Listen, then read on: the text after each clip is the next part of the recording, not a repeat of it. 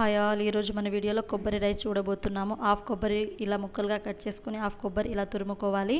ఇప్పుడు మనం ఒక గ్లాస్ రైస్ని ముందుగానే నానబెట్టుకోవాలి.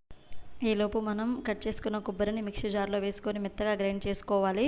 కొబ్బరి పాలను అయితే తీసుకోవాల్సి ఉంటుంది. ఒక గ్లాస్ వాటర్ పోసేసి బ్లెండ్ చేస్తే మనకు ఒక గ్లాస్ కొబ్బరి పాలు అయితే వస్తుంది.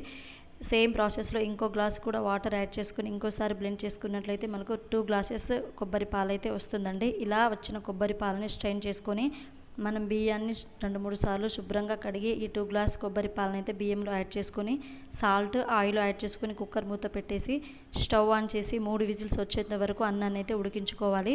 అన్నం ఉడికిన తర్వాత అన్నాన్ని పక్కన పెట్టేయాలి. ఇప్పుడు మనం అన్నం కోసం పోపునైతే రెడీ చేసుకోవాలి. స్టవ్ ఆన్ చేసి ప్యాన్ పెట్టేసి 2 టేబుల్ స్పూన్ల నెయ్యి వేసేసి జీలకర్ర, ఆవాలు, శనగపప్పు, మిరియాలు ఒక్కొక్క టీ స్పూన్ వేసేసి 4 మిరపకాయలు, కొద్దిగా చేసుకున్న జీడిపప్పులు కూడా వేసి